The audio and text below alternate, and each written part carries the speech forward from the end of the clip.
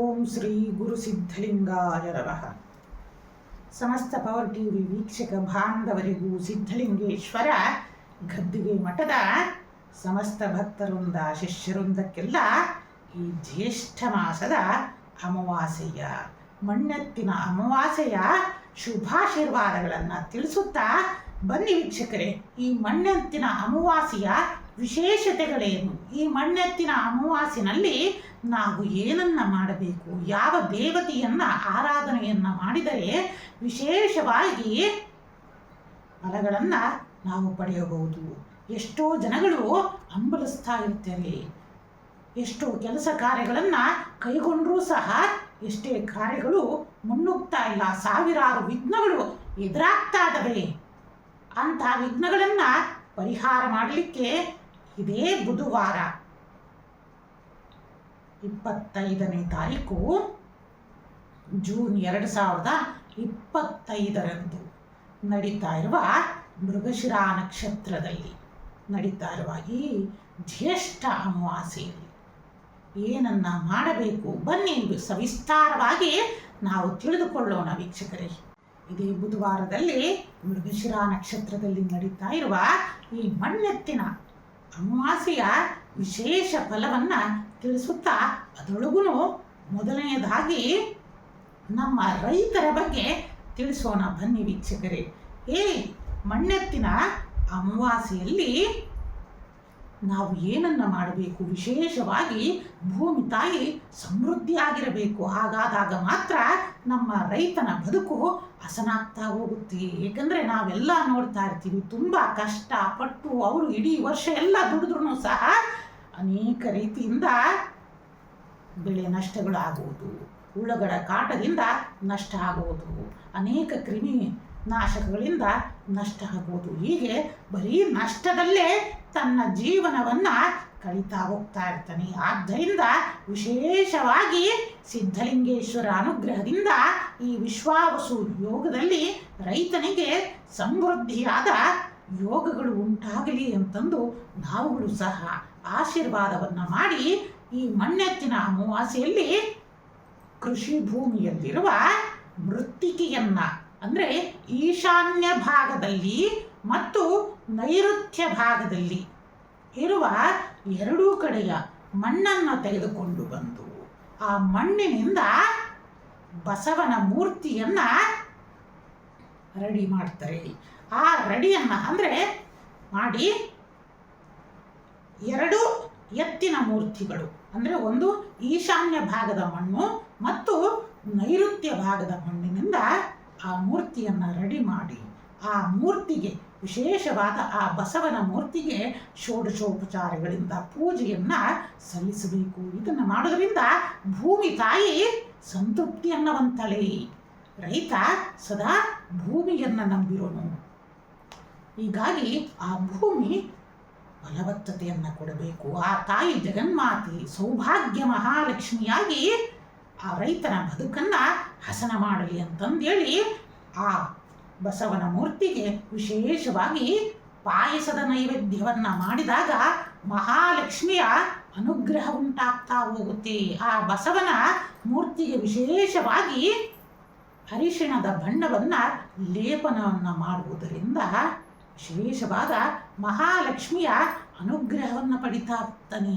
ಮತ್ತು ಇದು ಮಣ್ಣೆತ್ತಿನ ಅಮಾವಾಸ್ಯೆಯಲ್ಲಿ ವಿಶೇಷವಾಗಿ ಉತ್ತರ ಕರ್ನಾಟಕ ಭಾಗದಲ್ಲಿ ಬಸವನಿಗೂ ಸಹ ಅಲಂಕಾರವನ್ನು ಮಾಡ್ತಾರೆ ಮತ್ತು ಕಿಚ್ಚನ್ನು ಸಹ ಹಾಯಿಸ್ತಾರೆ ಕೆಲವೊಂದು ಕಡೆ. ಯಾಕಂದರೆ ಇಡೀ ಆಷಾಢ ಬರ್ತಾ ಇದೆ ಮತ್ತು ಮಳೆಗಾಲ ಪ್ರಾರಂಭ ಆಗೋದ್ರಿಂದ ಬಸವನ ಎತ್ತಿನ ಚರ್ಮದ ಮೇಲೆ ಅನೇಕ ಹುಳಗಳು, ಕ್ರಿಮಿ ಕೀಟಗಳು, ಬ್ಯಾಕ್ಟೀರಿಯಾಗಳಿಂದ ತೊಂದರೆ ಆಗಬಾರದು ಅಂತಂದೇಳಿ ವಿಶೇಷವಾಗಿ ಅದಕ್ಕೆ ಅರಿಶಿಣದ ಲೇಪವನ್ನು ಮತ್ತು ಹರಳೆಣ್ಣೆಯನ್ನು ಸೇರಿಸಿ ಅರಿಶಿಣದ ಲೇಪವನ್ನು ಹಚ್ಚಿ ಆ ಕಿಚ್ಚನ್ನು ಹಾಯಿಸ್ತಾರೆ. ಅಂದರೆ ಎಂತಹ ದೃಷ್ಟಿ ಇದ್ರೂ ಪರಿಹಾರ ಆಗಬೇಕು ಅಂತಂದು ಹೇಳಿ ಮತ್ತು ವೈಜ್ಞಾನಿಕ ರೀತಿಯಿಂದ ಆ ಬೆಂಕಿಯನ್ನು ದಾಟೋದ್ರಿಂದ ಅನೇಕ ತನ್ನ ಮೈ ಮೇಲಿರುವ ಕ್ರಿಮಿ ಕೀಟಗಳು ಇರಲಿ ಮತ್ತು ಅನೇಕ ಬ್ಯಾಕ್ಟೀರಿಯಾಗಳು ಎಲ್ಲವೂ ನಶಿಸಿ ಹೋಗಲಿ ಅನ್ನೋ ಒಂದು ವೈಜ್ಞಾನಿಕ ರೀತಿ. ನೋಡಿ, ನಮ್ಮ ಸನಾತನ ಪರಂಪರೆಯಲ್ಲಿ ಎಂತಹ ವಿಜ್ಞಾನವನ್ನು ನಮ್ಮ ಋಷಿ ಮುನಿಗಳು ಅಡಗಿಸಿಟ್ಟಿದ್ದಾರೆ. ಆದ್ದರಿಂದ ಪ್ರತಿಯೊಬ್ಬ ರೈತರು ಸಹ ಈ ಪೂಜಾ ವಿಧಾನವನ್ನು ಮಾಡಿ ವಿಶೇಷವಾದ ಅನುಗ್ರಹವನ್ನು, ಸೌಭಾಗ್ಯ ಮಹಾಲಕ್ಷ್ಮಿಯ ಅನುಗ್ರಹವನ್ನು ಪಡಿಬೇಕು. ಇನ್ನು ನಮ್ಮ ಭಾರತದ ಯುವಶಕ್ತಿ, ಯುವಜನಾಂಗ, ಅನೇಕರು ಉದ್ಯೋಗದ ಆಸೆಯಲ್ಲಿರ್ತಾರೆ. ಎಷ್ಟೇ ಪ್ರಯತ್ನ ಪಟ್ಟರೂ ಸಹ ಉದ್ಯೋಗದ ಯಶಸ್ಸು ಸಿಗ್ತಾ ಇರಲ್ಲ. ಅಂತಹವರು ಈ ಅಮಾವಾಸ್ಯೆಯಂದು ಏನಪ್ಪ ಮಾಡಬೇಕು ಅಂತಂದರೆ, ಪ್ರಾತಃ ಕಾಲದಲ್ಲಿ ವಿಶೇಷವಾಗಿ ಔದುಂಬರ ವೃಕ್ಷದ ಪೂಜೆಯನ್ನು ಮಾಡಬೇಕು. ಕಾರಣ ಮೃಗಶಿರ ನಕ್ಷತ್ರ ಇರೋದ್ರಿಂದ ಔದುಂಬರ ವೃಕ್ಷದ ಪೂಜೆಯನ್ನು ಮಾಡಿ ಆ ದಿನ ಸಂಜೆ ಅಮಾವಾಸ್ಯೆ 4 ಗಂಟೆಗೆ ಮುಗಿತಾ ಇದೆ. ಸಂಜೆ 5:30ರಿಂದ 8 ಗಂಟೆಯೊಳಗೆ ವಿಶೇಷವಾಗಿ ಗಣೇಶನ ಪೂಜೆಯನ್ನು ಮಾಡಬೇಕು. ಗಣೇಶನಿಗೆ ಮೋದಕದ ನೈವೇದ್ಯವನ್ನು ಅರ್ಪಣೆಯನ್ನು ಮಾಡಿ ಓಂ ನಮೋ ಭಗವತೆ ಗಜಾನನಾಯ ನಮಃ ಈ ಮಹಾಮಂತ್ರವನ್ನು ಶುದ್ಧ ಮನಸ್ಸಿನಿಂದ ಸ್ವಾಮಿಯಲ್ಲಿ ಪ್ರಾರ್ಥನೆಯನ್ನು ಸಲ್ಲಿಸಿ 5 ತೆಂಗಿನಕಾಯಿಗಳನ್ನು ದೇವಸ್ಥಾನಕ್ಕೆ ಸಮರ್ಪಣೆಯನ್ನು ಮಾಡಿ ಸಂಕಲ್ಪವನ್ನು ಮಾಡಿ ಆದಷ್ಟು ಬೇಗ ಉದ್ಯೋಗದ ಭಾಗ್ಯ ಸಿಗುವಂತಾಗಲಿ ಅಂತಂದೇಳಿ ಯಾರು ಶ್ರದ್ಧಾ ಭಕ್ತಿಯಿಂದ ಈ ಪ್ರಾರ್ಥನೆಯನ್ನು ಯುವಜನಾಂಗ ಸಲ್ಲಿಸುತ್ತೋ ಅವರಿಗೆಲ್ಲರಿಗೂ ಸಹ ಅನುಗ್ರಹ ಇರಲಿ, ಆಶೀರ್ವಾದ ಇರಲಿ, ಅವರಿಗೆ ಆದಷ್ಟು ಬೇಗ ಉದ್ಯೋಗ ಪ್ರಾಪ್ತಿಯಾಗಲಿ ಅಂತಂದು ನಾವುಗಳು ಸಹ ಆಶೀರ್ವಾದವನ್ನು ಮಾಡ್ತಾ ಇದ್ದೀವಿ. ಇನ್ನು ನಮ್ಮ ಭಾರತದ ಹೆಮ್ಮೆಯ ಸೈನಿಕರು ಇದೇ ಅಮಾವಾಸ್ಯೆಯಂದು ವಿಶೇಷವಾಗಿ ತಾಯಿ ಜಗನ್ಮಾತೆ ದುರ್ಗಾದೇವಿಯ ಸ್ಮರಣೆಯನ್ನು ಮಾಡುವುದು, ದುರ್ಗಾದೇವಿಯ ಜಪ ತಪಾದಿಗಳನ್ನು ಆಚರಿಸುವುದರಿಂದ ವಿಶೇಷವಾದ ರಕ್ಷೆಯನ್ನು ಪಡಿತಾ ಹೋಗ್ತಾರೆ ಮತ್ತು ಎಲ್ಲ ಕಾರ್ಯದಲ್ಲೂ ಸಹ ಸಫಲತೆಯನ್ನು ಪಡಿತಾ ಹೋಗ್ತಾರೆ. ಓಂ ವಿಜಯ ದುರ್ಗಾಯೇ ನಮಃ ಈ ಮಹಾಮಂತ್ರವನ್ನು ಸದಾಕಾಲ ಜಪವನ್ನು ಮಾಡ್ತಾರಿಂದ ವಿಶೇಷವಾದ ರಕ್ಷಣೆಯನ್ನು ಸಹ ಪಡಿತಾ ಹೋಗ್ತೀರಾ. ಇನ್ನು ನಮ್ಮ ಭಾರತ ಮುಂದುವರಿಬೇಕಂತಂದರೆ ವಿಶೇಷವಾಗಿ ನಿಂತಿರುವುದು ಪುಟ್ಟ ಮಕ್ಕಳ ಮೇಲೆ, ಅವರ ವಿದ್ಯಾಭ್ಯಾಸದ ಮೇಲೆ, ಅವರ ಆರೋಗ್ಯದ ಮೇಲೆ ಇಡೀ ನಮ್ಮ ಭಾರತದ ಉಜ್ವಲ ಭವಿಷ್ಯ ಅಡಗಿರುತ್ತೆ. ಆದ್ದರಿಂದ ನಾವೆಲ್ಲರೂ ಸಹ ಏನಪ್ಪ ಮಾಡ್ತಾ ಇದ್ದೀವಿ ಅಂತಂದರೆ, ಮಕ್ಕಳಿಗೆ ಉನ್ನತವಾದ ಶಿಕ್ಷಣವನ್ನು ದೊರಕಿಸ್ಬೇಕು ಅಂತಂದು ಪ್ರತಿಯೊಬ್ಬ ತಂದೆ ತಾಯಿಗಳು ಪೋಷಕರು ಸಹ ಇಚ್ಛೆಯನ್ನು ಪಡ್ತೀರಾ. ಉತ್ತಮವಾದ ಶಾಲೆಗಳಿಗೆ ನಿಮ್ಮ ಮಕ್ಕಳನ್ನು ಕಳಿಸ್ತಾ ಹೋಗ್ತೀರಾ. ಆದರೆ ನಿಮ್ಮ ಎಲ್ಲರಿಗೂ ಸಹ ಇಡೀ ಪೋಷಕರಿಗಿರಲಿ ಮತ್ತು ಇಡೀ ಉನ್ನತವಾದ ಎಲ್ಲ ಶಿಕ್ಷಣ ಸಂಸ್ಥೆಗಳಿಗೆ ನಮ್ಮ ಪವರ್ ಟಿವಿಯ ಮೂಲಕ ಮತ್ತು ನಮ್ಮ ಸಿದ್ಧಲಿಂಗೇಶ್ವರ ಗದ್ದುಗೆ ಮಠದ ಮೂಲಕ ಪ್ರತಿಯೊಂದು ಶಿಕ್ಷಣ ಸಂಸ್ಥೆಗಳಿಗೆ ಒಂದು ಕಳಕಳೆಯ ಒಂದು ವಿನಂತಿ ನಿಮಗೆ ಒಂದು ಮಾಡ್ತಾ ಇದ್ದೀವಿ. ಕಾರಣ ಏನಪ್ಪ ಅಂತಂದರೆ, ವಿದ್ಯೆಯ ಜೊತೆಯಲ್ಲಿ ನಮ್ಮ ಮಕ್ಕಳ ಆರೋಗ್ಯನೂ ಅತ್ಯಂತ ಮುಖ್ಯವಾದದ್ದು. ಕಾಲಜ್ಞಾನದಲ್ಲಿ ತಿಳಿಸ್ತಾ ಇದೆ, ಮುಂದಿನ ನಮ್ಮ ನವ ಭಾರತವನ್ನು ಕಟ್ಟಬೇಕಾಗಿರೋದು ಇಂದಿನ ಮಕ್ಕಳು. ಆದ್ದರಿಂದ ನೀವುಗಳೆಲ್ಲ ಯೋಚನೆಯನ್ನು ಮಾಡಿ, ಏಕೆಂದರೆ ಉನ್ನತವಾದ ಶಿಕ್ಷಣ ಸಂಸ್ಥೆಯನ್ನು ನಡೆಸ್ತಾ ಇದ್ದು ಮತ್ತು ಉನ್ನತವಾಗಿರುವ ಗುರುಗಳೆಲ್ಲರೂ ಸಹ ನೀವುಗಳೆಲ್ಲರೂ ಉನ್ನತವಾಗಿರ್ತೀರ. ಮಕ್ಕಳನ್ನು ಉಜ್ವಲ ಭವಿಷ್ಯಕ್ಕೆ ತರಬೇಕು ಅಂತಂದೇಳಿ ಎಲ್ಲ ಪ್ರಯತ್ನವನ್ನು ಸಹ ಮಾಡಿ, ಆದರೆ ನಮಗೊಂದು ಹೊರಗುಂಟಾಗ್ತಾ ಇದೆ. ಇಂತಹ ಎಷ್ಟೋ ಘಟನೆಗಳನ್ನು ನಾವುಗಳು ನಮ್ಮ ಮಠದಲ್ಲಿ ನೋಡ್ತಾ ಇದ್ದೀವಿ. ಎಷ್ಟೋ ಜನ ನಮ್ಮ ಶಿಷ್ಯಂದಿರು ತಿಳಿಸ್ತಾ ಇದ್ದಾರೆ. ಮಕ್ಕಳಿಗೆ ವಿದ್ಯಾಭ್ಯಾಸ ಎಲ್ಲವನ್ನೂ ಕೊಡ್ತೀರಾ, ಆದರೆ ಸಂಜೆಯ ವೇಳೆಗೆ ಆ ಮಕ್ಕಳು ಮನೆಗೆ ಬಂದರೆ ಇಡೀ ಹೋಮ್ವರ್ಕ್ನ ಅವರು ಮಾಡಬೇಕಾಗಿರುತ್ತೆ. ಆದರೆ ಮಕ್ಕಳಿಗೆ ಮನೆಯ ಕೆಲಸವನ್ನು ಹೋಮ್ವರ್ಕ್ ಕೊಡೋದು ಅತ್ಯಂತ ಉತ್ತಮವಾದದ್ದು. ಇದರಿಂದ ಅವರ ಬುದ್ಧಿಶಕ್ತಿ ಬೆಳೆಯುತ್ತೆ ಅಂತಂದು ನಮ್ಮ ಪರಂಪರೆಯೂ ಸಹ ಹೇಳುತ್ತೆ. ಅದಕ್ಕೆ ನಾವು ಸ್ವಾಗತವನ್ನು ಮಾಡ್ತೀವಿ. ಆದರೆ ಯಾವ ರೀತಿಯಿಂದ ನೋಡಿ, ನಿಮ್ಮ ಪಾಲಕರನ್ನು ಕೇಳಿ, ನಿಮ್ಮ ತಾಯಿ ತಂದೆಗಳನ್ನು ಕೇಳಿ. ಅವರಿದ್ದ ಕಾಲದಲ್ಲಿ ಆಗಲೂ ಸಹ ಅನೇಕ ಉನ್ನತ ಶಿಕ್ಷಣ ಸಂಸ್ಥೆಗಳಿದ್ವು. ಆಗಲೂ ಸಹ ಶಿಕ್ಷಕರಿದ್ದರು. ಹೇಗೆ ಕೊಡ್ತಾ ಇದ್ರು?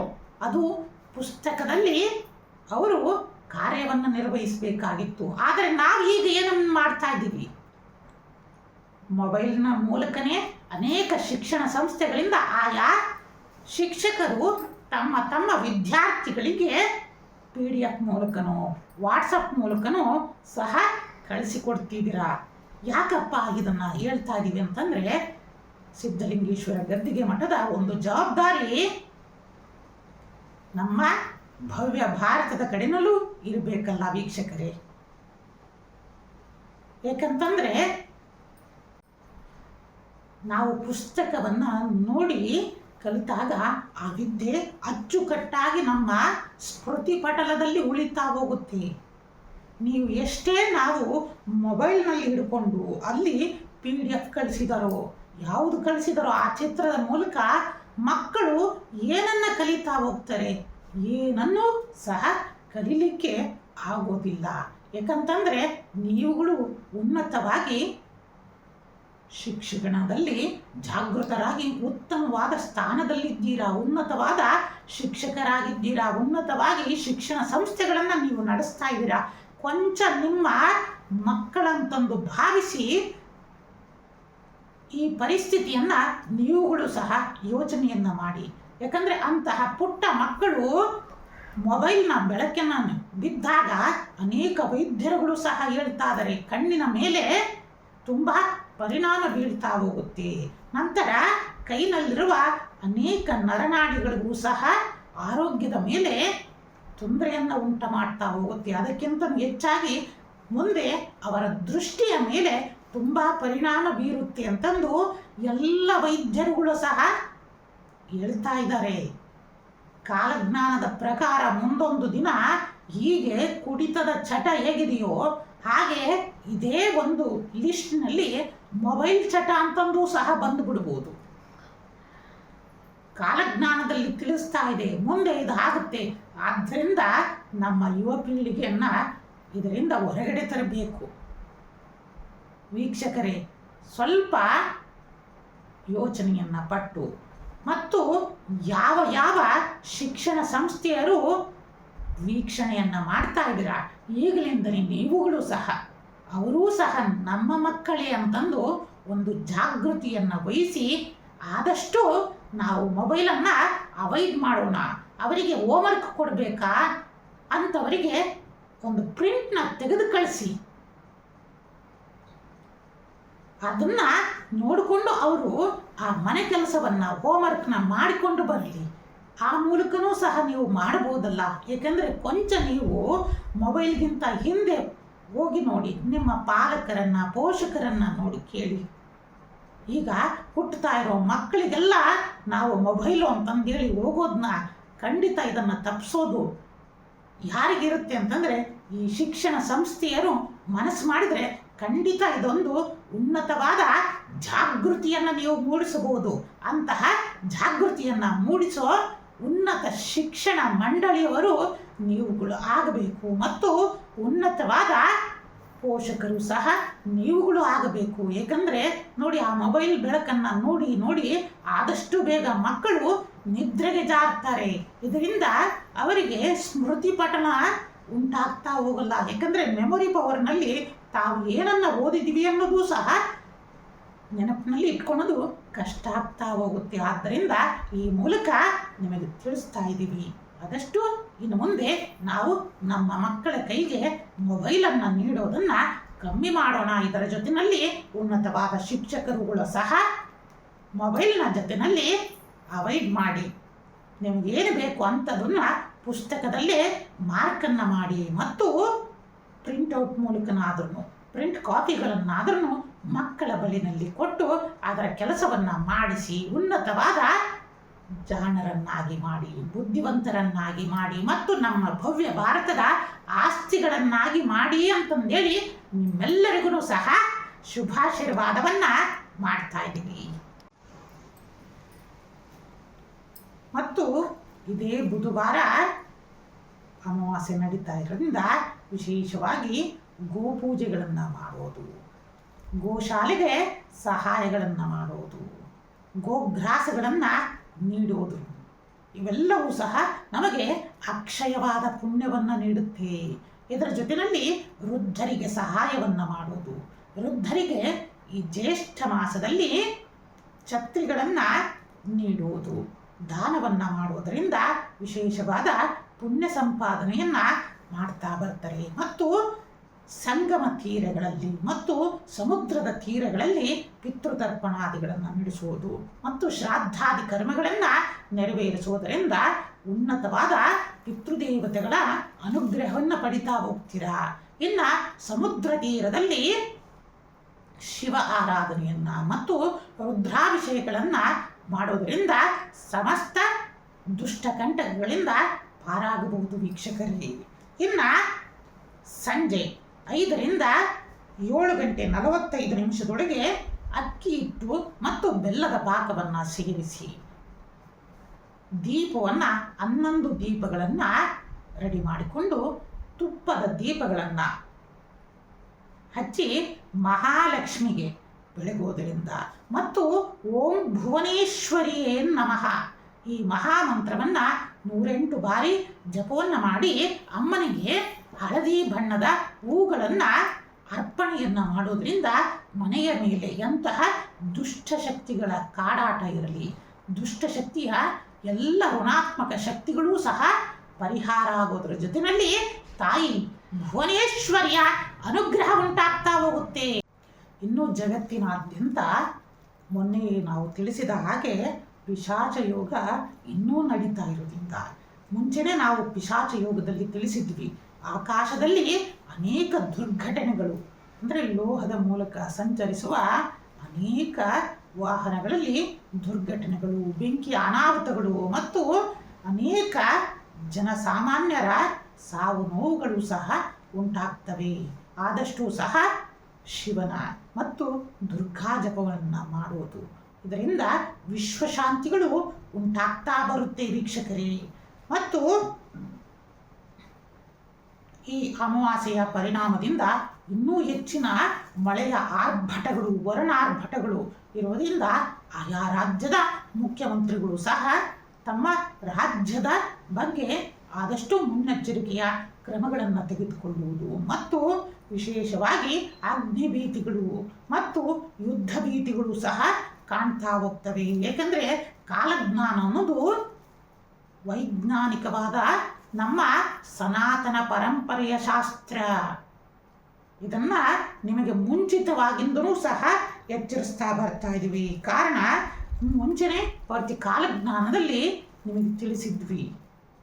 ಏಕೆಂದರೆ ಪ್ರತಿಯೊಬ್ಬರೂ ಸಹ ಯಾರು ಇದನ್ನು ಗಮನಿಸ್ತಾ ಇರ್ತೀರಾ ಅವರಿಗೆ ಇದರ ಬಗ್ಗೆ ಅರಿವಾಗಿರುತ್ತೆ. ಯಾಕಂದರೆ 28ನೇ ತಾರೀಕು 10ನೇ ತಿಂಗಳು 2023ರಂದು ರಾಹುಗ್ರಸ್ತ ಪಾರ್ಶ್ವಚಂದ್ರ ಗ್ರಹಣದಲ್ಲಿ ನಾವುಗಳು ಆ ದಿನನೇ ಸಹ ತಿಳಿಸಿದ್ವಿ, ಅಮೇರಿಕಾದಲ್ಲಿ ಯುದ್ಧ ಭೀತಿಗಳು ಉಂಟಾಗ್ತಾ ಹೋಗುತ್ತೆ. ಅದರೊಳಗೂ ಸಹ ಮತ್ತೆ ವಿಶ್ವಾವಸು ನಾಮ ಸಂವತ್ಸರದ ಫಲಗಳಲ್ಲಿ 4ನೇ ಪುಟದಲ್ಲಿ ನಾವುಗಳು ಸಹ ತಿಳಿಸಿದ್ವಿ. ಏನಪ್ಪ ಅಂತಂದರೆ ಅಮೇರಿಕ, ಇರಾನ್ ಮತ್ತು ಹಲವು ದೇಶಗಳ ನಡುವೆ ಯುದ್ಧಗಳು ಪ್ರಾರಂಭವಾಗ್ತವೆ ಅಂತಂದು. ನೋಡಿ ವೀಕ್ಷಕರೇ, ಕಾಲಜ್ಞಾನ ಅಂತನ್ನೋದು ಈಗಿಂದು ನೋಡಿಕೊಂಡು ತಿಳಿಸ್ತಾ ಇಲ್ಲ, 2023ರಲ್ಲೇ ಸಹ ತಿಳಿಸಿದ್ವಿ. ಕಾಲಜ್ಞಾನ ಅನ್ನೋದು ಒಂದು ವೈಜ್ಞಾನಿಕ ಶಾಸ್ತ್ರ ಅನ್ನೋದಕ್ಕೆ. ಅದರೊಳಗೂ 2023ರಲ್ಲೇ ತಿಳಿಸಿದ್ದೀವಿ. 3ನೇ ಪುಟದಲ್ಲಿ ಇಸ್ರೇಲ್ನ ಯುದ್ಧ ಭಯಂಕರವಾಗುವ ಸಂಭವ ಕಾಲಜ್ಞಾನದಲ್ಲಿ ತೋರಿಸ್ತಾ ಇದೆ, ಸಂಭವಿಸಲಿದೆ ಅಂತಂದು ಹೇಳಿ ತಿಳಿಸಿದ್ದೀವಿ.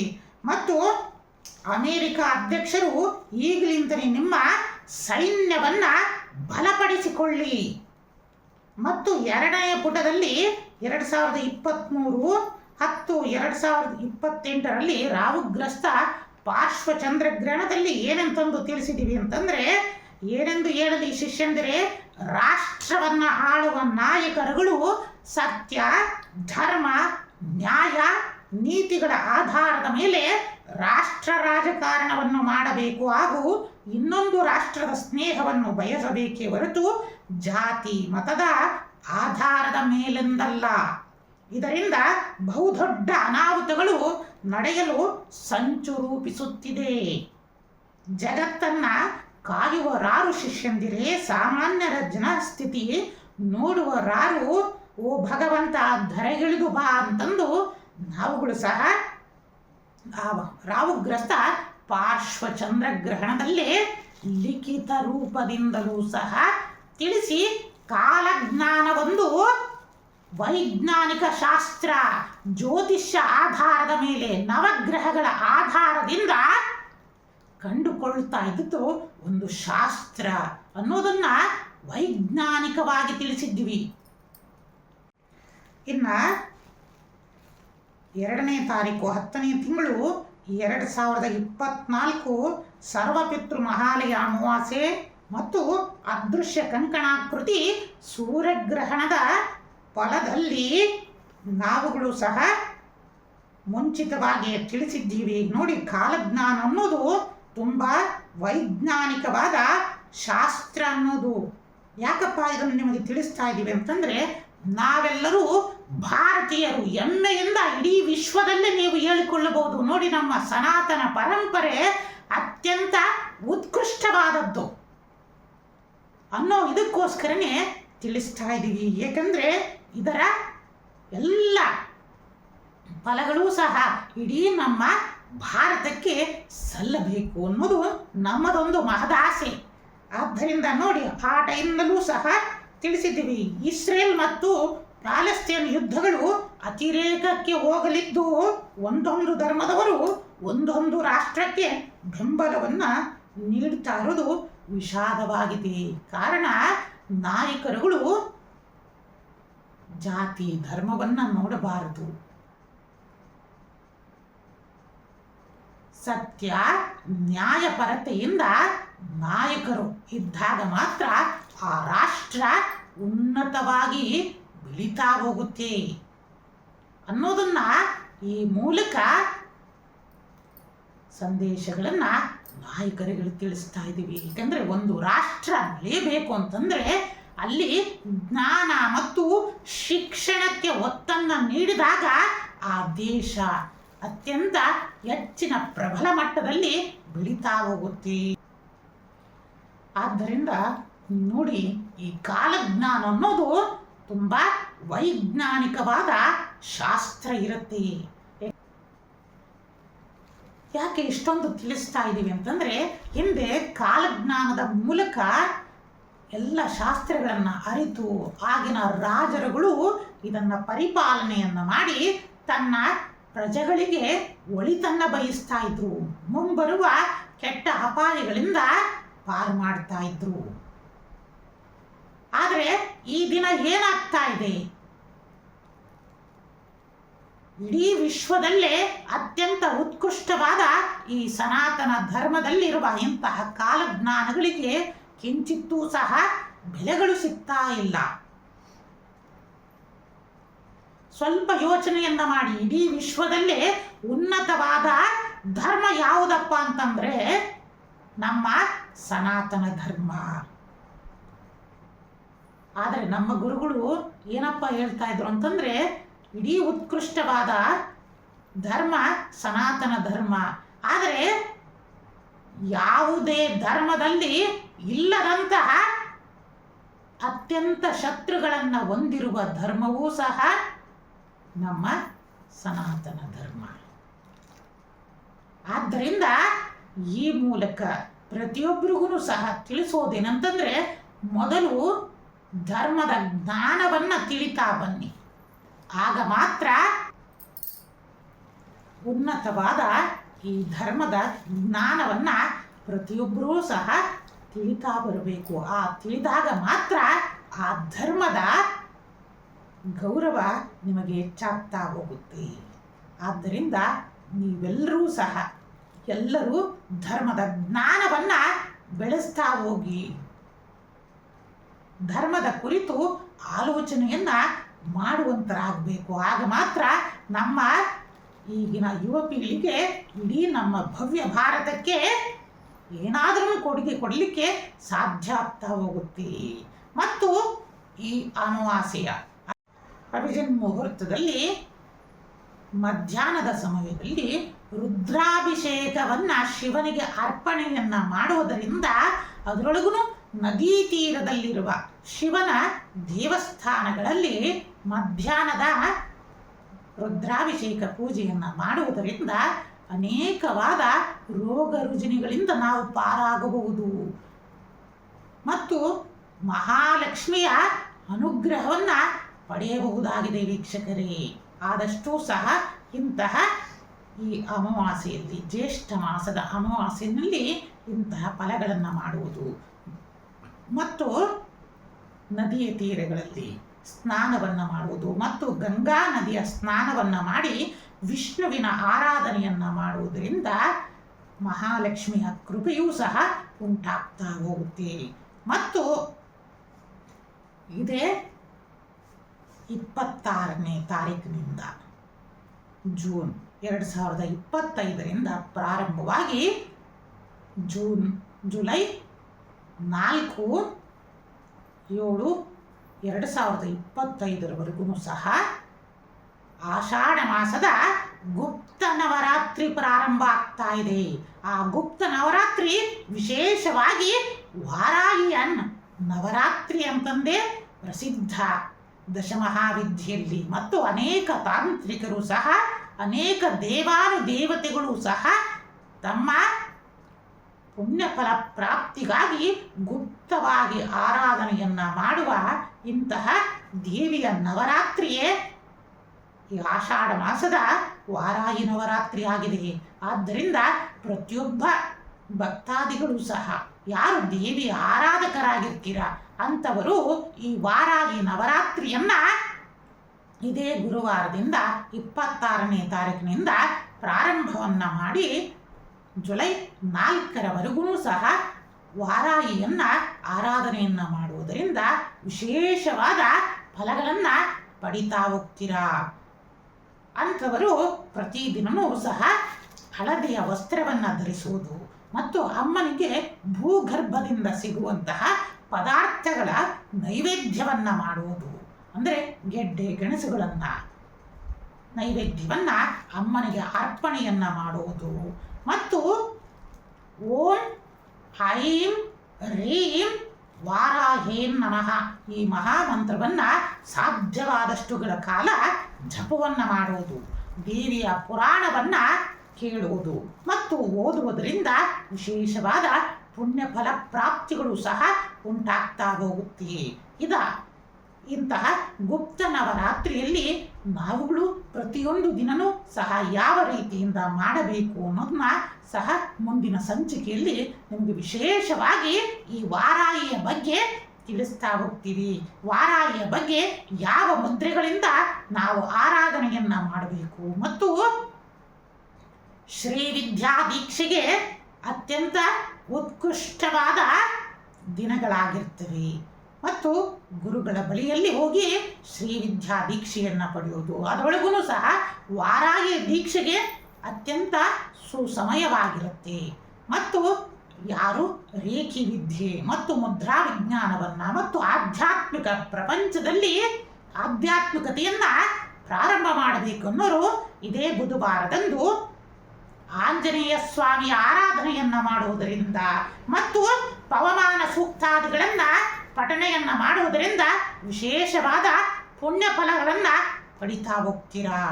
ಮತ್ತು ಇದೇ ಬುಧವಾರದಂದು ಶ್ರೀ ಮಠದಲ್ಲಿ ಸಮಸ್ತ ಭಕ್ತ ವೃಂದಕ್ಕೂ ಶಿಷ್ಯ ವೃಂದಕ್ಕೂ ಮತ್ತು ಸಮಸ್ತ ನಾಡಿನ ರೈತಾಪಿ ವರ್ಗದವರ ಮತ್ತು ಸೈನಿಕ ವರ್ಗದವರ ಅಭಿವೃದ್ಧಿಗೋಸ್ಕರ, ಇಡೀ ವಿಶ್ವಶಾಂತಿಗಾಗಿ ಮತ್ತು ಇಡೀ ಲೋಕ ಕಲ್ಯಾಣ ಉಂಟಾಗಬೇಕು ಅನ್ನೋ ಒಂದು ಬಯಕೆಯಿಂದ ಶ್ರೀ ಜಗನ್ಮಾತೆ ಭುವನೇಶ್ವರಿಯ ಮಹಾಯಜ್ಞವನ್ನು ಸಹ ಶ್ರೀಪೀಠದಲ್ಲಿ ಹಮ್ಮಿಕೊಳ್ಳಲಾಗಿದೆ. ಇಂತಹ ಭುವನೇಶ್ವರಿ ಮಹಾಯಾಗಕ್ಕೆ ಸಮಸ್ತರು ಆಗಮಿಸಿ ತಾಯಿ ಜಗನ್ಮಾತೆ ಭುವನೇಶ್ವರಿಯ ಅನುಗ್ರಹವನ್ನು ಸಹ ಪಡೆಯಬಹುದಾಗಿದೆ. ಇದೇ ಅಮಾವಾಸ್ಯೆಯ ಜಾಗತಿಕ ಫಲಾಫಲದಲ್ಲಿ ಮುಂದೆ ಅಕ್ಟೋಬರ್ ನಂತರ ನಮ್ಮ ಕರ್ನಾಟಕದ ರಾಜ್ಯ ರಾಜಕಾರಣದಲ್ಲಿ ವಿಪರೀತ ಅಲ್ಲುಕಲ್ಲೋಲಗಳು ಸಹ ಸೃಷ್ಟಿಯಾಗ್ತಾ ಹೋಗುತ್ತೆ ಮತ್ತು ಜಾಗತಿಕವಾಗಿ ಮುಂದಿನ ಅಮೆರಿಕದ ಅಧ್ಯಕ್ಷರಾದ ಟ್ರಂಪ್ ಅವರು ಸಹ ಎಚ್ಚರಿಕೆಯಿಂದ ಇರುವುದು ಒಳಿತು. ಅದು ಆರೋಗ್ಯದಲ್ಲಾಗಲಿ ಮತ್ತು ಅಮೆರಿಕದ ಆರ್ಥಿಕತೆಯಲ್ಲೂ ಸಹ ಎಚ್ಚರಿಕೆಯನ್ನು ವಹಿಸಬೇಕು. ಕಾರಣ ಕಾಲಜ್ಞಾನದಲ್ಲಿ ಮುಂಬರುವ ದಿನಗಳಲ್ಲಿ ಅನೇಕ ನಿಮ್ಮ ಸಿಂಹಾಸನಕ್ಕೆ ಕುತ್ತು ತರಬಹುದು ಅನ್ನಲು ಕಾಲಜ್ಞಾನದಲ್ಲಿ ಸೂಚನೆ ಆಗ್ತಾ ಇರೋದ್ರಿಂದ ನಾಯಕರು ಉತ್ತಮ ಸಾಮರ್ಥ್ಯವನ್ನು ಹೊಂದಿರಬೇಕು, ಬಹು ದೂರದೃಷ್ಟಿಯನ್ನು ಸಹ ಹೊಂದಿರಬೇಕು. ಅಂತಹ ಸಮರ್ಥ ನಾಯಕತ್ವದಿಂದ ಇಡೀ ಆ ದೇಶ ಇಡೀ ಜಗತ್ತಿಗೆ ಗುರುವಾಗ್ತಾ ಹೋಗುತ್ತೆ. ಇಲ್ಲವೇ ಆ ರಾಷ್ಟ್ರವೇ ನಶಿಸಿ ಹೋಗಬಹುದು. ಆದ್ದರಿಂದ ನಿಮ್ಮ ಸಿಂಹಾಸನದ ಅಲುಗಾಡಿಕೆಯ ಜೊತೆಯಲ್ಲಿ ನಿಮ್ಮ ದೇಶದ ಘನತೆಗಳನ್ನು ಹಾಳು ಮಾಡಬೇಡಿ ಅನ್ನೋದನ್ನ ಸಹ ನಿಮಗೆ ಎಚ್ಚರಿಕೆ ಗಂಟೆಯನ್ನು ತಿಳಿಸ್ತಾ ಇದ್ದೀವಿ. 6ನೇ ತಾರೀಕು ಜುಲೈ 2025ರಂದು ದಾವಣಗೆರೆ ನಗರದ ತ್ರಿಶೂಲ್ ಕಲಾಭವನದಲ್ಲಿ ಇಡೀ ವಿಶ್ವಶಾಂತಿಗೋಸ್ಕರ, ಲೋಕ ಕಲ್ಯಾಣಕ್ಕೋಸ್ಕರ ಮತ್ತು ಸಮಸ್ತ ಭಕ್ತ ಜನರಿಂದ ಮತ್ತು ಶಿಷ್ಯರೊಂದರ ಅಭಿವೃದ್ಧಿಗೋಸ್ಕರ ನಾಡಿನ ಸಮಸ್ತ ರೈತಾಪಿ ವರ್ಗ ಮತ್ತು ನಮ್ಮ ಭಾರತ ಭೂಮಿಯ ಸಮಸ್ತ ಹೆಮ್ಮೆಯ ಸೈನಿಕರ ರಕ್ಷಣೆಗೋಸ್ಕರ ಎಲ್ಲರ ಮಾನವರ ಕಲ್ಯಾಣಕ್ಕೋಸ್ಕರ ಸಿದ್ಧಾಗ್ನಿಹೋತ್ರ ಕಾರ್ಯಕ್ರಮವನ್ನು ತ್ರಿಶೂಲ್ ಕಲಾಭವನದಲ್ಲಿ ಹಮ್ಮಿಕೊಳ್ಳಲಾಗಿದೆ. ಇಂತಹ ಪರಮ ಧಾರ್ಮಿಕ ಕಾರ್ಯಕ್ರಮದಲ್ಲಿ ಸಮಸ್ತರೂ ಸಹ ಭಾಗವಹಿಸುವುದರ ಜೊತೆಯಲ್ಲಿ ನಿಮ್ಮ ಮಿತ್ರರು ಮತ್ತು ಬಂಧು ಬಳಗ ಎಲ್ಲರನ್ನೂ ಸಹ ಕರೆದುಕೊಂಡು ಬನ್ನಿ. ಇಂತಹ ಧಾರ್ಮಿಕ ಕಾರ್ಯಕ್ರಮದ ಧರ್ಮವನ್ನು, ಪುಣ್ಯವನ್ನು, ಸಂಪಾದನೆಯನ್ನು ಮಾಡಿ ಅಗ್ನಿಹೋತ್ರವನ್ನು ಯಾವ ರೀತಿಯಿಂದ ನಾವು ಸನಾತನ ಪರಂಪರೆಯಲ್ಲಿ ಮಾಡಬೇಕು, ಯಾವ ಯಾವ ಮಂತ್ರಗಳ ಪ್ರಯೋಗವನ್ನು ನಾವು ಈ ಅಗ್ನಿಹೋತ್ರದಲ್ಲಿ ವೈಜ್ಞಾನಿಕವಾಗಿ ನಾವು ಮಾಡಬಹುದು ಎಲ್ಲವನ್ನೂ ಸಹ ಆ ದಿನ ನಿಮಗೆ ತಿಳಿಸಿಕೊಡಲಾಗುತ್ತೆ.